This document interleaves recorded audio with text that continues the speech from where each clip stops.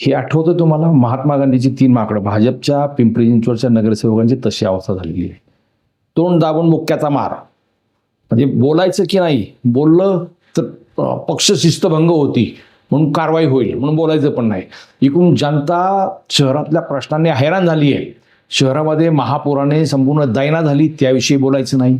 शहरामध्ये रस्त्यामध्ये प्रचंड खड्डे पडले तिथून तिथून, त्याविषयी बोलायचं नाही.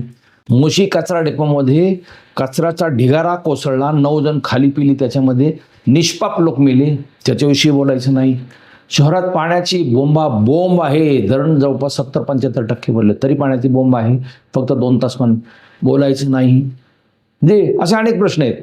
60 कोटीचा जो ह्याचा घोटाळा झाला होता, बोगस उपसूचनांचा, त्याच्याविषयी बोलायचं नाही. का तर पक्षशिस्तीचा भंग होतो. शहर इथून तिथून आता धुळीने माखलेलं आहे. धुळीचं प्रदूषण प्रचंड मोठ्या प्रमाणावरती आहे. लोक वैतागलेले आहेत. बोलायचं नाही. म्हणजे पवना जलवाहिनीचा प्रश्न आज 2010 पासून पेंडिंग आहे. बोलायचं नाही.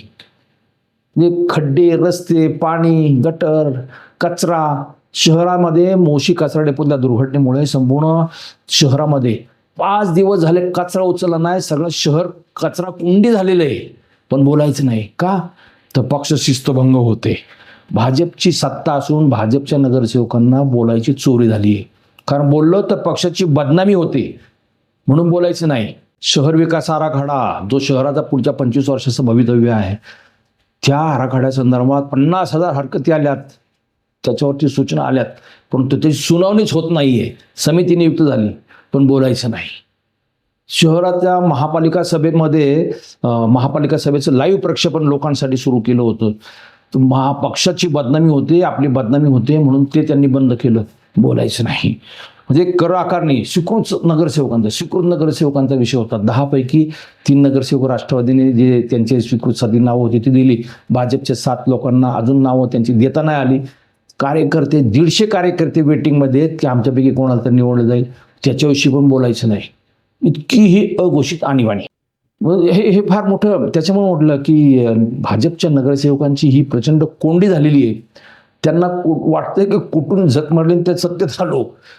जनतेने इकडून त्यांना प्रश्न विचारून भंडावून सोडलेला आहे. भंडावून सोडले आणि ते प्रश्नही सोडू शकत नाहीये. कारण प्रशासन इतकं निगरगट्ट झालेलं आहे की त्यांचं कोणी ऐकत पण नाहीये. महापालिकेच्या तिजोरीत खडखडाट झालेला आहे. ठेवी मोडायची वेळ आली आहे. लोक जा विचारतात की तुम्ही महापालिकेला भिकेला लावलं, बोलायचं काय, उत्तर काय द्यायचं. इतकी वाईट परिस्थिती झालेली आहे. भाजप नगरसेवकांना ह्या सगळ्या विषयावरती महापालिकेच्या सभागृहात चर्चा सुद्धा करायला बंदी आहे. इतकी म्हणजे अघोषित आणीबाणी असल्यासारखी परिस्थिती आहे.